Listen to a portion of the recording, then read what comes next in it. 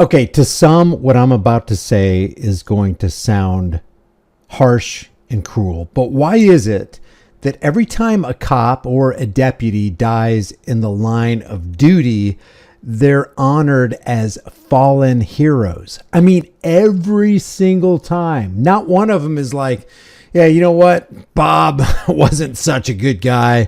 He was really, really bad in the community. I mean, look at his arrest record. He was constantly abusing his authority, misusing his power, and basically putting members of the public on the chopping block. You know, the community's actually better off without him. No, always a hero, always dying, doing the right thing in the line of duty. And besides that, what is the line of duty? What is your duty, officer? It's supposed to be protecting and serving, but what do you fill your time doing as you rack up the overtime charges? I want to go over this.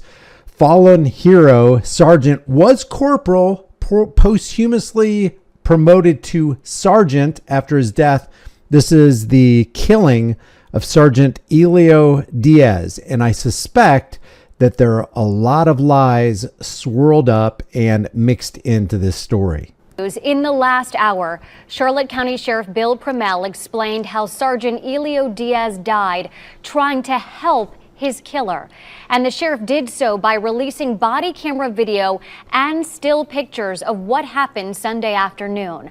Let's start with this image. This is 24-year-old Andrew Moisen as he grabbed his rifle and fired 10 rounds into Sergeant Diaz.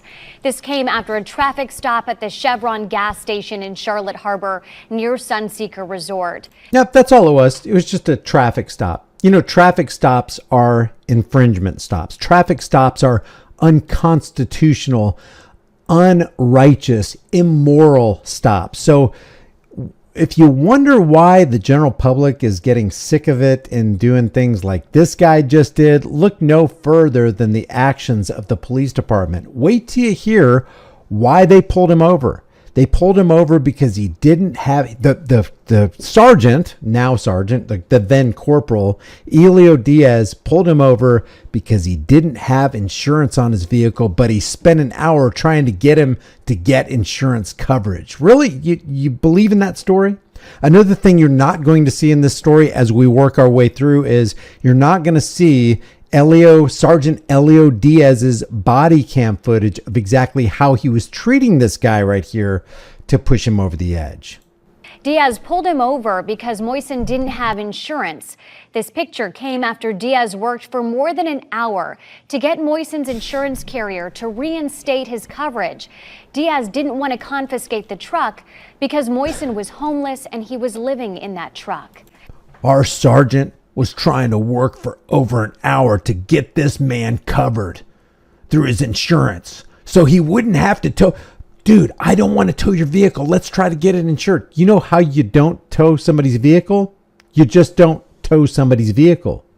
You stay out of somebody's life. Was this guy committing a crime? Was he creating a victim? Had he stolen something? Was he driving recklessly and putting other lives on the road at risk? Nope, none of that. Just, hey, I decided to just go ahead and run this guy's tag and find out he didn't. Why are you running tags? When you run a tag, you're actually violating the Fourth Amendment. You know that, officers? You know that, deputy? No, I'm not, because the Supreme Court says, no, you know what? The supreme law of the land says that you have the right to be secure in your person. Nobody's got a right to find out who you are, or look into your background, or see if you've got insurance and then force you into an insurance scenario. And if you don't have insurance, well, we're just going to tow your property. We're going to confiscate. We're going to steal your property. So basically, Diaz was involved in a roadside piracy operation. And the roadside piracy operators from the police department decided, hey, we're going to lay cover for our guy and we're going to paint him out to be a hero. Really? You really believe that? After murdering Sergeant Diaz, the sheriff said Moisen drove off and for an hour was driving the streets of Charlotte County. But deputies tracked him to a Popeyes along Kings Highway. And what we're going to show you next, let me warn you, is graphic and maybe disturbing. It's not graphic at all. It's not graphic at all. Ponytail cop. Sheriff's Office, show me your hands! Step out of the car! Step out of the car and show me your hands! Step out of the car! I'm just going to go ahead and fast forward it because she says this a lot. Step out of your hands right now!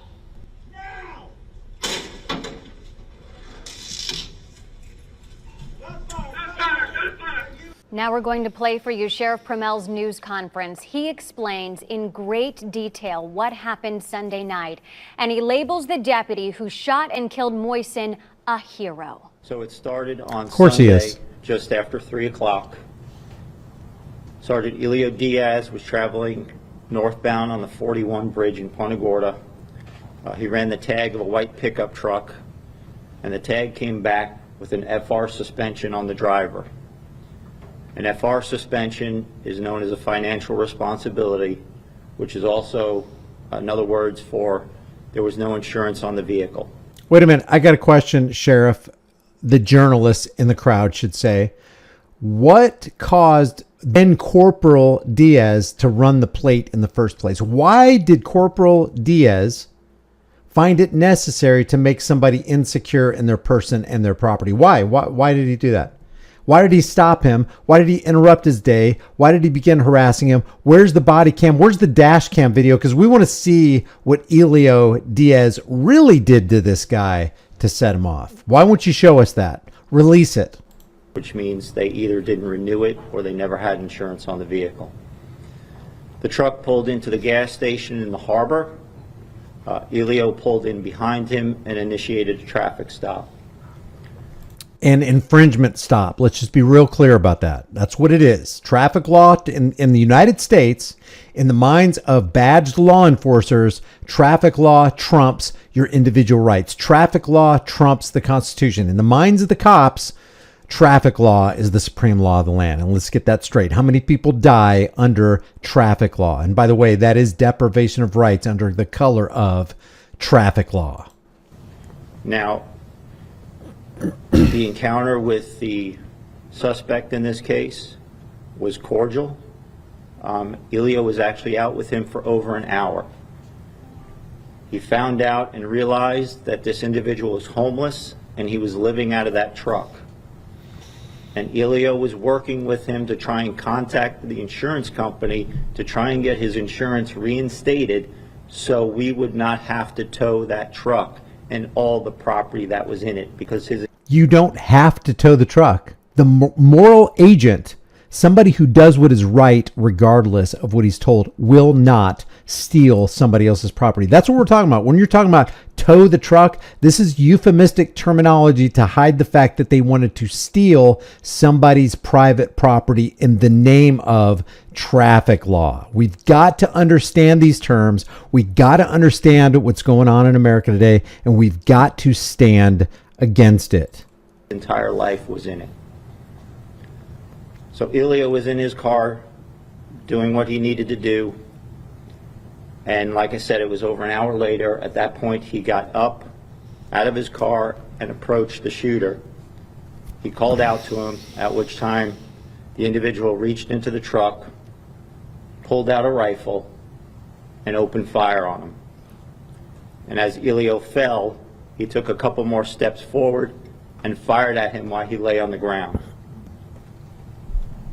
We know that he fired at least 10 shots, and Elio was hit multiple times.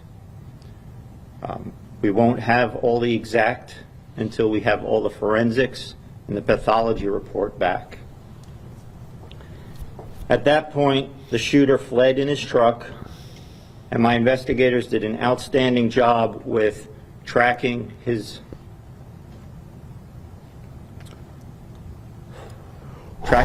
travel.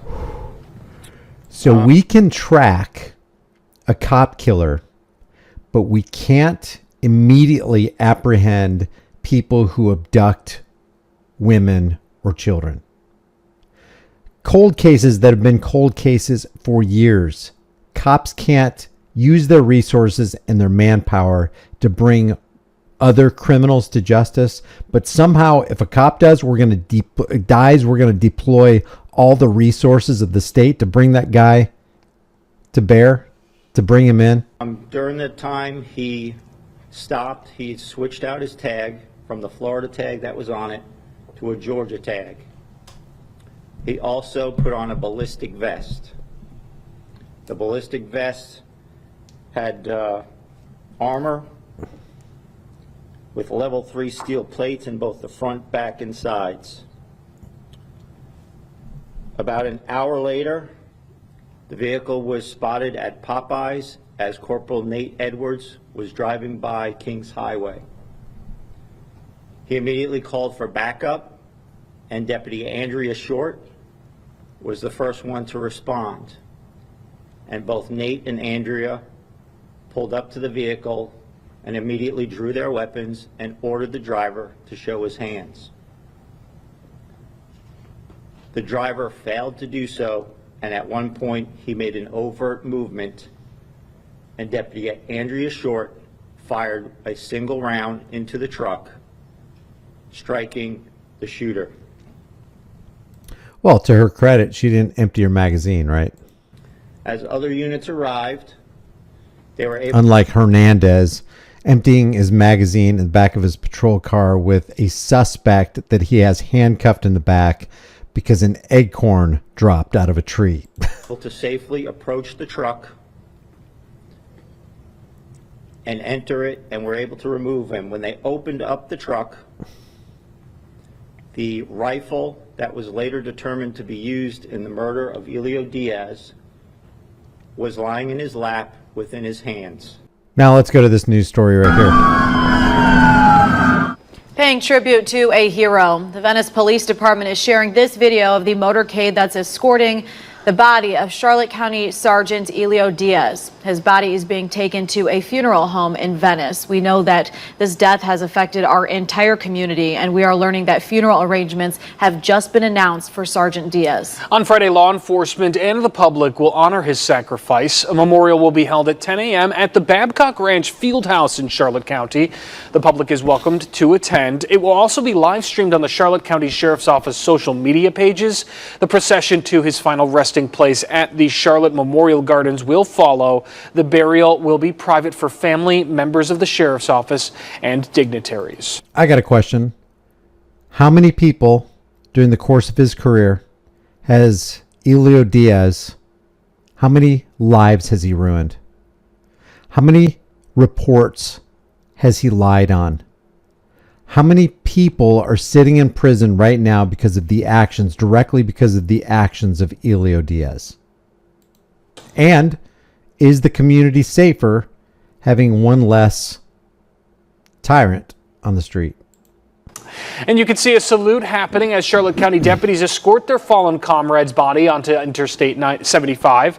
The father of 4 was shot and killed during a traffic stop. A friend of the killer, Andrew Moyston, just talked to NBC2's Gina Tomlinson. For the first time, we're hearing from one of Mostyn's friends who says the shooter went by the name AJ. She called him a good person who cared about others. She had just heard from him about a month ago. It's just weird. There was no mention of any type of behavior like this or nothing. I mean, it just felt like I was talking to good old normal AJ. You know, his whole life really revolved around his dog. He loved Coda and would do anything for him. He was just a great guy in general, and I know I'm going to miss him.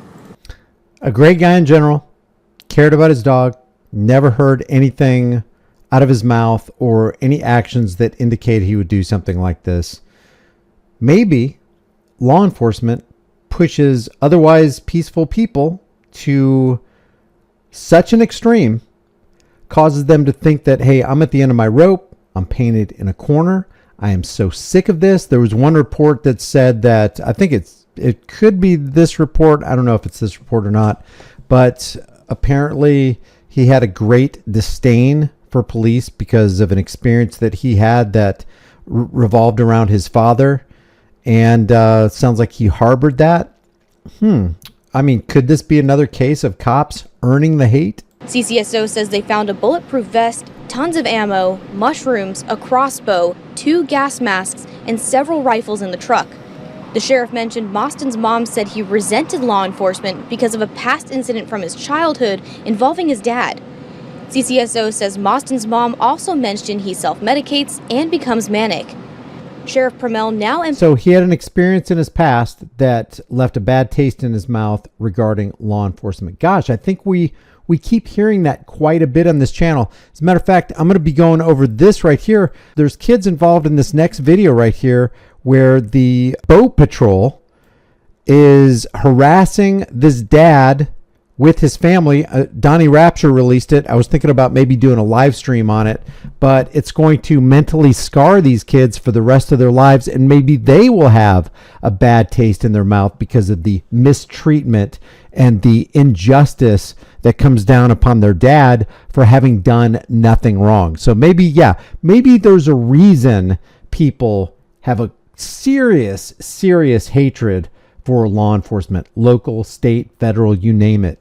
But what usually happens in these cases is, as they're doing now, they paint the offending officer as the hero, done nothing wrong, actually give this guy his angel wings and a halo, because this guy, it's like he dropped down out of heaven. Every single one of them, every single time, is a hero. They deploy all these resources to go through the funeral procession like you see right here.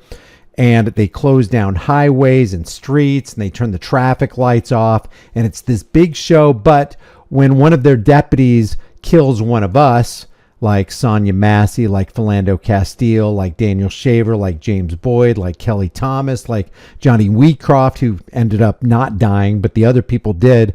When something like happens to us, like Tyree Nichols, there's no funeral procession coming out of the police department when they are the ones who brought into being that killing and that criminal activity. Stay tuned for the next video. You're going to want to see this breakdown of the Donnie Rapture video where this cop just completely steamrolls over any semblance of justice. Leave your thoughts about this for the world and the global thought, please, in the comment section below. If you haven't done so already, subscribe to the channel, hit the bell notification icon, give it a thumbs up, share it with everybody you know. If you haven't done so already, subscribe to my brand new political accountability channel where we expose the left versus right paradigm lie. It's called The Disturbing Illusion. I just uploaded a video called What They Won't Tell You, Capitalism versus Corporatism. You'll want to see this right here about the true Abraham Lincoln and what he really did during the Civil War, and it wasn't heroic stuff by any means. So leave your thoughts about this, and I will see you in the next video.